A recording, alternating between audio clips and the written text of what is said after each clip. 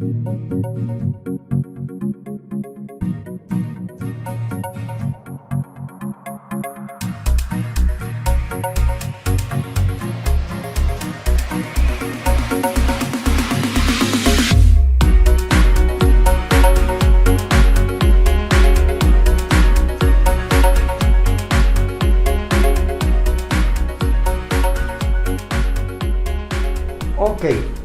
ahora seguimos con el cuento aisladores sísmicos en viaductos anexo a continuación. Bueno, vamos a ver qué es lo que viene ahora, ¿no? Ok, esta es la parte, ahora es la parte donde realmente uno se tiene que disfrazar de ingeniero. Es decir, aquí es donde viene en un proyecto de verdad. Ok, vamos a tratar de utilizar lo que hemos hablado, ¿verdad?, en un caso real. Entonces, es un viaducto elevado Guarenas-Guatire, es un viaducto de 12 kilómetros, forma parte de un gran proyecto que une la ciudad de Caracas con dos ciudades, vamos a decir que están relativamente cerca de ella. Y bueno, esta parte, por supuesto, fíjense, les comentaba antes, estos proyectos, este en particular, pues, es un macro proyecto que solamente el gobierno es capaz de ejecutar, de llevar a cabo, pues esto cuesta una fortuna, ¿ok? Entonces, por supuesto, yo tuve, como les dije antes, la magnífica oportunidad de formar parte de este gran proyecto. Por supuesto, cuando uno se mete en un berenjenal de esta magnitud, no todo es sonrisas. Entonces, aquí eso es, bueno, hay discusiones técnicas porque todo el mundo tira hacia lo suyo. Está la contratista, que en este caso fue Odebrecht, ya ustedes la deben conocer. Pues bueno, ella quiere hacer las cosas a su manera. Luego el metro, que fue el que se encargó de la quiere hacer de la otra forma, y aquí todo el mundo opina, pero en definitiva, a pesar de todos los disgustos y de todas las discusiones, realmente yo creo que todos disfrutamos mucho de esto, y esto es lo que yo les quiero a ustedes transmitir. Básicamente no es una parte teórica lo que vamos a hablar, sino cuál fue el procedimiento, o sea, cómo nos enfrentamos nosotros. Si ustedes tienen la oportunidad algún día de estar en un proyecto de esta naturaleza, cómo nos enfrentamos al toro. Es decir, ahí viene el toro, bueno, ¿qué hago? Ok, entonces lo primero que hay que hacer obviamente son lo que se llaman estudios básicos, ¿no? Entonces, para que ustedes, para darles una idea, fíjense, el proyecto como tal estuvo a manos de una empresa muy interesante, muy buena, que se llama de proyectos Figueiredo Ferraz de Brasil. Yo tuve oportunidad de estar allá 2 veces, casualmente invitados por ellos para este gran proyecto, gente amable, gente muy capaz. La constructora Odebrecht, ustedes ya la conocen.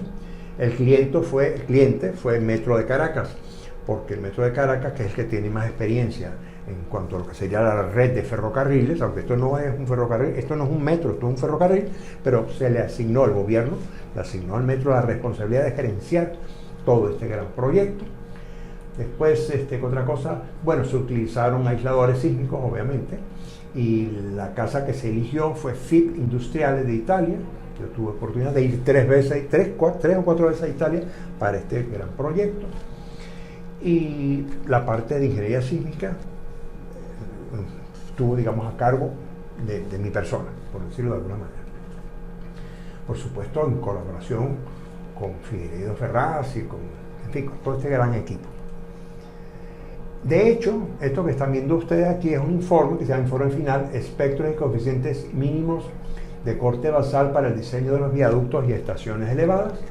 Esto se hizo, este trabajo se terminó en enero del 2010. Después hablaremos, y esto es más o menos lo que vamos a dar una idea de cómo se hizo esto, bueno. En fin, para que tengamos una idea.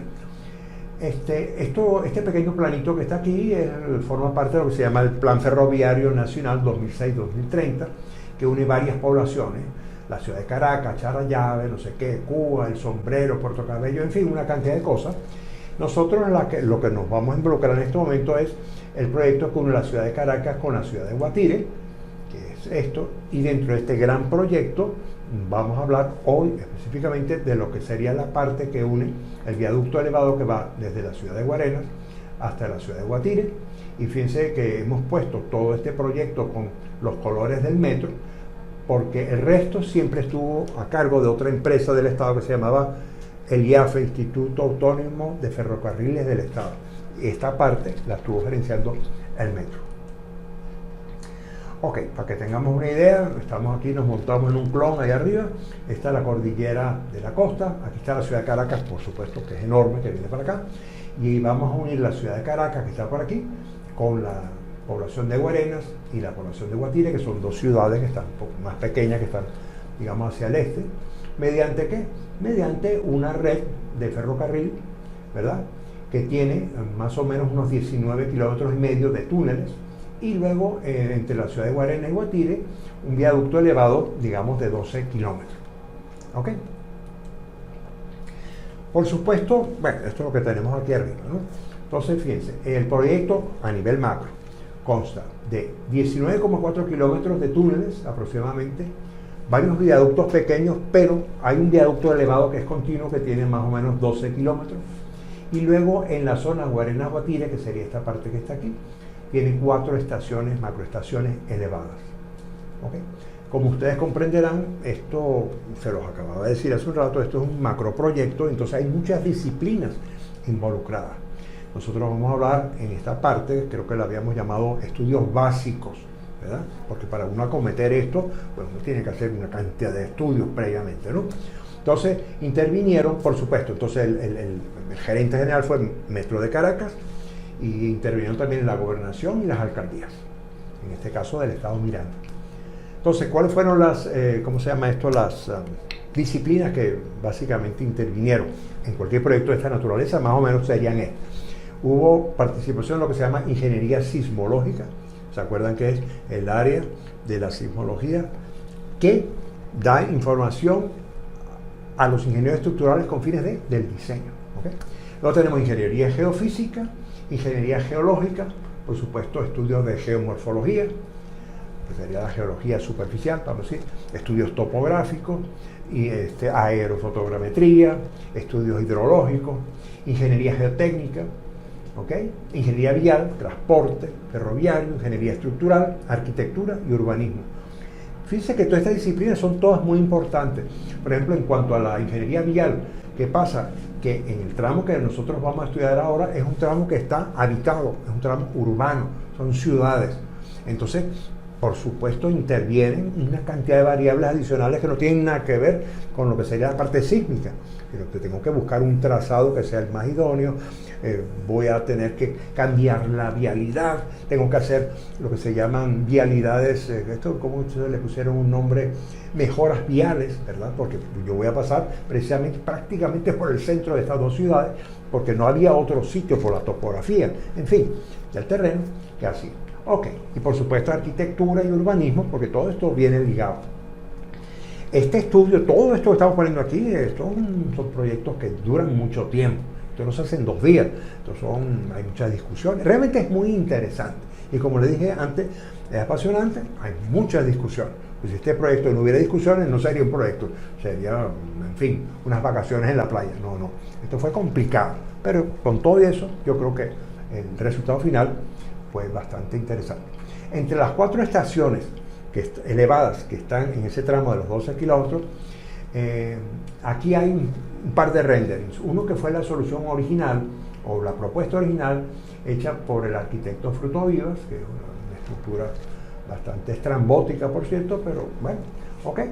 Y luego, por supuesto, el ferrocarril va por aquí, y aquí va lo que sería la intercomunal, que es una especie de vía, de arteria vial muy importante que une las dos ciudades. Y esto va por todo el medio de eso. Y esta es otra alternativa que a mí me gusta más. Esta segunda alternativa es menos ostentosa, un poquito como más, se parece mucho, por cierto, a las, no se olviden que esto es un proyecto que tiene sus raíces también en la empresa Odebrecht y Figueiredo Ferraz, son empresas brasileñas. Entonces este es más o menos el estilo de la arquitectura de algunas de las estaciones que yo recuerdo haber visto en Sao Paulo. Ok, pero en fin, lo de menos.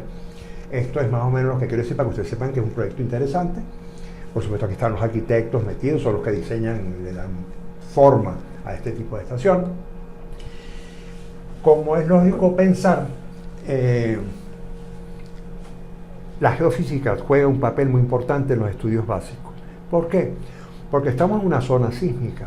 Entonces la geofísica me va a mí a dar como resultados o variables de apoyo, primero cuál es el espesor de los depósitos, ¿verdad? Cuáles son los periodos fundamentales de los depósitos. Por ejemplo, hay periodos en esta zona que son rojos, que tienen, se ve que son suelos blandos, o no sé si blandos, pero suelos de gran espesor, donde los periodos no veo nada de lo que pone aquí, digamos de 1.4 a 1.8 segundos, y son depósitos de gran espesor, mientras que hay otros que son, vamos a decir, de menor espesor o son más rígidos, hay zonas donde hay roca, etc. Y entonces ese estudio geofísico estuvo a cabo de Fumbisis, ¿verdad? Fíjense que aquí esta es la ciudad de Guarenas y esta es la ciudad de Guatire, son dos ciudades. Yo estoy poniendo aquí un resumen. Este estudio llevó tiempo hacerlo, obviamente. Y entonces aquí, esto que se ve por aquí, es el trazado de donde va ese ferrocarril y viene por aquí. Por supuesto, este punto se une con este y viene para acá. Ok, ahora, ¿qué pasa con este estudio? Este fue un estudio que está hecho más pensado en la microzonificación sísmica de la ciudad que en lo que sería el estudio para el ferrocarril como tal. Entonces fue preciso afinar un poco estos resultados, que son un poco más amplios, ¿verdad? Haciendo unos estudios, pero ahora más, es decir, orientados exactamente, se hicieron a lo largo de lo que fue el trazado. Okay, entonces este fue un estudio que fue hecho con una técnica similar, pero quizás con un alcance menor, por el tipo de ensayos que se hicieron. No se olviden que para hacer los estudios geofísicos, que se hacen por refracción, en fin, una cantidad de este tipo de cosas, se hacen en zonas urbanas, donde el paso de los vehículos, en fin, todas esas cosas interfieren con los resultados. Entonces esto no fue nada fácil hacerlo.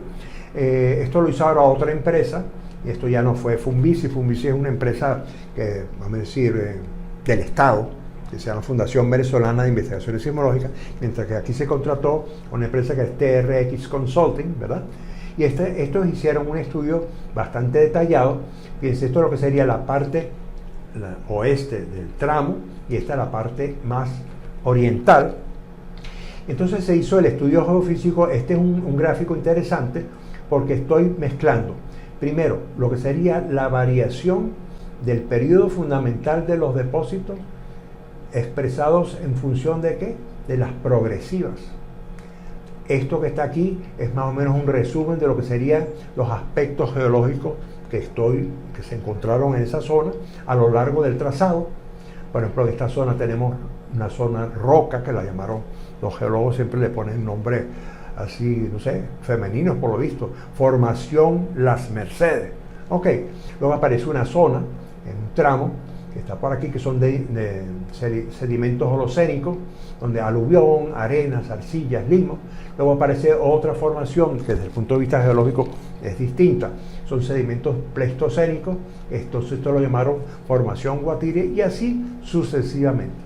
Y en este gráfico lo que hicimos fue una superposición de lo que serían estas variables que son de tipo geológico, de tipo geofísico, con la variación, digamos, de los periodos fundamentales de los depósitos en un área, una franja más o menos de unos 50 o 60 metros con relación al eje o el trazado del ferrocarril.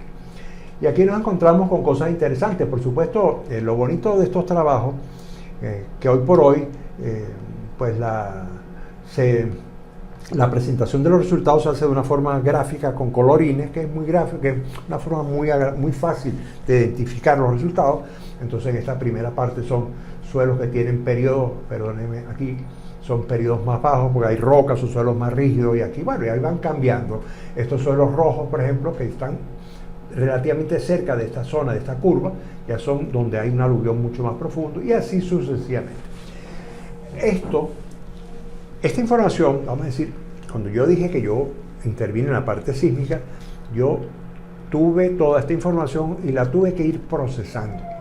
Porque una cosa son los estudios geofísicos, que vienen con una cantidad de planitos, información extraña, pero yo le tengo que dar cierta vida y meterlo así como una especie de un embudo, filtrar una caja negra, para que nosotros los ingenieros lo entendamos. Porque si no, con esto no hacemos nada. O sea, me llevan toda esta información, yo no sé qué hacer con esto. Y esto nos permitió dividir el trazado por tramos, por tramos que variaban en función de su geología, en función de sus condiciones geotécnicas y en función de qué más, en función de lo que sería la profundidad del aluvión y los periodos fundamentales de los depósitos. Okay, esta información fue básica, ¿verdad? Para lo que es el estudio. Fíjense, aquí aparecen algunas tomografías, ¿no? Esto a mí me parece una belleza este tipo de presentación. Por ejemplo, vamos a poner, esta es la zona del Morro, ¿no? Está entre la pila 15 y 22, o sea, casi al inicio del... Entonces nos damos cuenta de que, por ejemplo, aquí es una forma, esto es pura roca, ¿ok? Entonces, a medida que nos vamos desplazando, empieza a aparecer los primeros vestigios, digamos, de aluvión, ¿ok? Una cosa que es importante, aquí están puestas unas curvas. Esas curvas son curvas que indican isovelocidades de propagación de ondas de corte. Es decir, por ejemplo, yo estoy uniendo los puntos en los cuales se detectó que la velocidad, por ejemplo, de propagación de onda de corte en el perfil es, qué sé yo, 400 metros por segundo. Entonces aparece una curva. 800 metros por segundo aparece otra. Yo no sé cuántos metros por segundo. Y recuerden ustedes que cuando la velocidad de propagación de onda tiene valores bajos, es señal inequívoca de que ese suelo o es más flexible, o el suelo puede ser un suelo blando, o simplemente ser indicativo de que hay un gran espesor del sedimento, del aluvión. Eso es muy importante. Y esto, fíjense, aquí tenemos dos casos. Simplemente, esto es una tomografía, esta está entre las pilas 233 y 239. Se me olvidó decirle que este proyecto originalmente tenía 345 pilas. O sea, la cosa es larga, ¿no? Pero si yo observo esta tomografía con esta, me doy cuenta que cuando el ferrocarril pasa por aquí, si hay un sismo, su respuesta va a ser distinta si pasa por aquí, porque aquí me estoy dando cuenta que esto tiene otras características, vamos a decirlo así.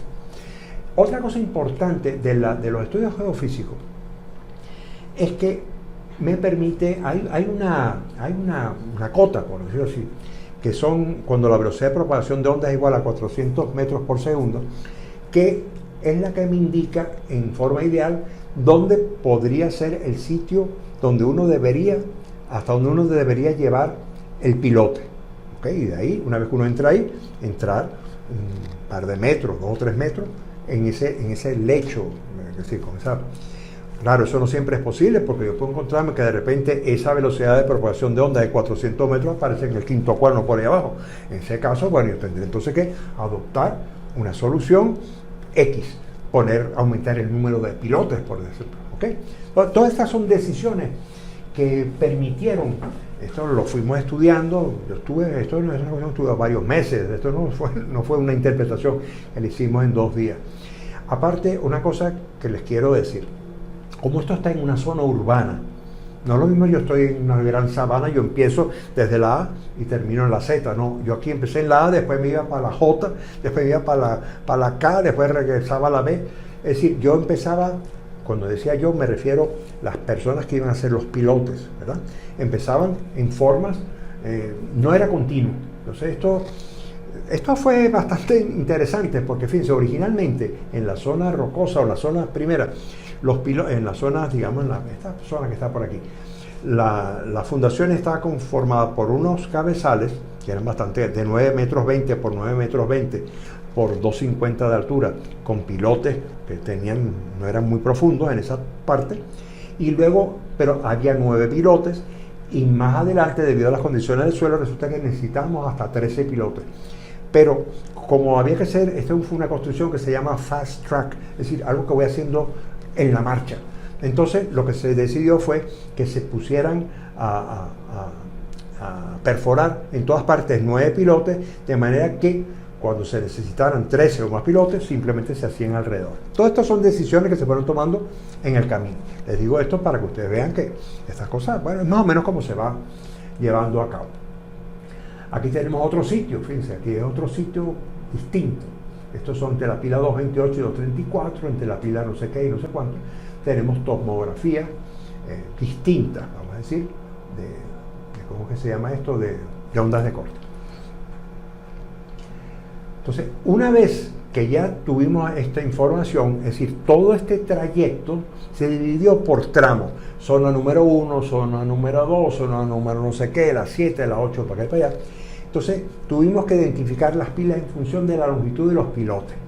Entonces, por ejemplo, la zona 1, pilos de la 15 a no sé cuánto, la longitud, en este caso no eran pilotes, fueron fundaciones directas, porque básicamente estábamos en la roca. Entre la pila que se dio en el tramo 2, entre el 90 y el 94, la longitud de los pilotes era de 28 metros, y así sucesivamente. Esto se hizo para todas las zonas, ¿verdad? Por supuesto, basados en los estudios, no solo en los estudios geofísicos, en los estudios geotécnicos, los sondeos, perforaciones, en fin, tomas de muestra, todo lo que esto implica, ¿no? Y aquí siguen las otras zonas. Okay. Estos son resultados que se sacaron de esos estudios geofísicos y tal. Y aquí pone un asterisco, dice, los cabezales tienen un mínimo de 13 pilotes con una longitud promedio de 28 metros. ¿Se acuerdan que antes les había dicho que tenían 9 metros, pero en otros tienen 13 pilotes y en otros tienen inclusive más, que eran casos más atípicos? Y aquí forma, bueno, estas son unas diapositivas donde se indican algunos procesos constructivos de lo que sería la perforación y colocación de la armadura en estos pilotes. Obviamente, otra cosa muy importante en esto, ¿verdad? Tengo 12 kilómetros, pues había que clasificar los suelos. Entonces, había distintas formas de clasificar los suelos. Estaba la clasificación, por ejemplo, que da el Uniform and Building Code, o el NEHRP, que es el National Earthquake Hazard Reduction Program del año 2008. Entonces ahí aparece una clasificación, suelos SA, SB, no sé qué, en función de lo que sería la velocidad de propagación de ondas de corte en los primeros 30 metros. Después, las normas Covenin, que son las normas venezolanas, para ese momento, ahí aparece otra clasificación. Y luego, ¿qué fue lo que yo tuve que hacer para tratar de entenderme? Porque realmente esas clasificaciones son muy genéricas, muy generales. Como aquí se hicieron muchos estudios de suelo, vamos a decirlo, geotécnicos, yo lo que hice fue que, por ejemplo, estos suelos que están así, que yo los llamé S2, S2A, S2B, S2C, S2D, donde yo lo que hice fue que fui desglosando un poquitico más los valores de la velocidad de onda de corte, y esto con fines de qué, de luego yo clasificar las pilas en función de lo que sería, eso lo vamos a ver un momentico más adelante, de los espectros de respuesta. Bueno, ok. Por supuesto, esa fue la parte geotécnica, la parte geofísica, todo esto llevó meses, sobre todo la parte de suelo fue la parte bastante tediosa. La parte sísmica, obviamente pues estamos haciendo, esto se supone que es bueno, el curso es de ingeniería sismoresistente, pero es que esto está en una zona de sismicidad. Entonces esto, creo que se lo había mostrado en algún momento, el mapa de Venezuela, la zona de la placa del Caribe con respecto a la placa sudamericana, y aquí tenemos los sistemas de falla, en fin, para acá y para allá, y esto es lo que nos está indicando a nosotros de que esa zona es sísmicamente activa y que, en fin, había que tomar en cuenta ¿cómo se llama esto? El riesgo potencial de la ocurrencia del sismo para el diseño y proyecto de esta gran obra. Aquí tenemos entonces la ciudad de Caracas, ¿verdad? Todas las fallas que vecinas, el sistema de fallas de San Sebastián, en fin, todo este mare magnum de supuesta actividad sísmica que hay. Y aquí, con esta pelotica roja y esta flecha, estamos indicando precisamente dónde está ese viaducto. Entonces estamos en una zona de actividad sísmica. ¿Para qué nos sirvió esto? Bueno, esto nos sirvió para, bueno, primero saber cuál es el tipo, el mecanismo de falla en esta zona, que es de este tipo transcurrente. Entonces, basándonos, por ejemplo, en lo que serían los bancos del, ¿cómo se llama esto? De información sismológica mundial, de la red mundial. Entonces ahí empezamos a escoger sismos que tuvieran características parecidas a los producidos por este tipo, digamos, de mecanismo de falla, con una cierta magnitud. En fin, esta fue una parte enredada, porque aquí casualmente estamos lidiando con la demanda. Aquí es donde nos podemos equivocar en un 500%. Pero en fin, todo eso se tomó en cuenta. En este caso, Funvici hizo una emanación de la amenaza, según ellos. Bueno, la amenaza la expresaron en función de las aceleraciones máximas que se podían producir en la roca en un intervalo de tiempo de 975 años. Aquí entonces tengo parte de la ciudad de Caracas y parte casualmente de la zona que nosotros estamos interesados en estudiar. Y ahí aparece, bueno, cuáles son las supuestas aceleraciones máximas que pueden ocurrir en la roca como consecuencia de la actividad Entonces venía la parte esta, yo acababa de venir a Estados Unidos, me había comprado una bola de cristal, entonces yo me puse muy serio, me puse a ver, bueno, qué sismos vamos a utilizar aquí. Entonces, bueno, esa es una parte, bueno, ahí donde uno tiene que, poner su firma, decir, bueno, señor, yo creo que todo pareciera indicar que, ustedes saben que yo tuve un profesor que se llamaba Bolton Seed, a mí me llamaba mucho la atención porque él no decía, esto es negro, no, él decía, todo parece indicar que es negro. Y a mí me llamaba la atención, pero tiene razón, porque tú no puedes decir es negro y luego resulta que es gris. Entonces tú dices, todo parece indicar con la información que tenemos, it seems to, todo es así. Bueno, entonces uno cuando escribe estos cuentos tiene, eso es una cosa que es importante, porque uno no, esto no es palabra de Dios. Entonces como uno está justificando lo que es injustificable, uno tiene que andar con pie de plomo y, en fin, basarse en toda la información lógica, creíble, que le permita a uno sustentar esas hipótesis. Bueno, entonces aquí hay algunos de los espectros, de los sismos o acelerogramas que utilizamos, que los tuvimos que escalar, etcétera, para utilizarlo luego en los análisis dinámicos de los depósitos, etcétera. Y en base a esos análisis dinámicos de los depósitos, nosotros encontramos espectros de respuesta en la superficie, y una vez que tenemos esos espectros de respuesta en la superficie, pues entonces hallamos cuál era el espectro promedio, el 84 percentil y así sucesivamente. Esto se hizo, ¿verdad? Todos estos análisis se hicieron para los distintos perfiles, es decir, nosotros dividimos esto por zona y cada zona la caracterizamos por sus espectros de respuesta, una vez que habíamos hecho los análisis no lineales pues, del depósito, utilizando como input los terremotos aquellos que habíamos seleccionado o que habíamos escalado de alguna manera de la red mundial. Y entonces aquí tenemos, por ejemplo, espectros normalizados de aceleración absoluta en suelos rígidos, no sé qué. Entonces sale todo este cuento, entonces salen estos grafiquitos que están aquí, ¿ok? Y así sucesivamente. Una vez que tuvimos esta información no se la podemos dar al ingeniero tampoco, ¿cierto? La tuvimos todavía que maquillar un poco más, hicimos una especie de, propusimos unos espectros, en este caso son los espectros elásticos, estos son los azules, y aquí en rojo los espectros, digamos, cuando se utiliza una razón de amortiguamiento crítico del 20%. ¿Por qué esto del 20%? Porque siempre se supuso en la parte inicial de este proyecto que los aisladores que íbamos a utilizar eran los de goma plomo y utilizamos como amortiguamiento crítico un valor de 20%, a pesar de que ellos son capaces de amortiguar un poco más la respuesta. Y estos son los valores con los cuales, sin entrar ya en mucho detalle, los ingenieros, o sea, los ingenieros en este caso, los encargados de lo que sería el proyecto como tal, del diseño de la estructura, es decir, el acero es tanto, la cantidad de no sé qué, para acá, para allá, esto que la gente de Figueiredo Ferraz se le dio esta información y ellos procedieron a lo que sería al proyecto como tal, ¿no? Y aquí hubo una cuestión, todo esto que estoy poniendo aquí forma parte de mi estudio, pero esto obviamente pasó a una etapa que yo no estoy discutiendo aquí, que es la parte ya tengo la demanda, entonces yo lo que tengo que diseñar aquello, ¿ok? Entonces digo, identificar las pilas de acuerdo a las formas espectrales. Hay 345 pilas. Entonces yo no voy a cada pila tiene un espectro distinto, pues imagínate tú que enredo. No, entonces bueno, de alguna manera, nuevamente, mi bola de cristal la sacaba, la limpiaba, la pulía. Digo, ¿cómo hago esto? Bueno, entonces, fíjense, el grupo 1 o 2, las pilas tal, son de tal tipo, etcétera, etcétera. De manera que Figueiredo Ferraz, en este caso, el grupo de ingenieros, que como le dije, es un grupo muy connotado de ingenieros, con esta tabla, y en base a los espectros que ellos tienen, que nosotros suministramos, ellos hacen sus análisis. ¿Ok?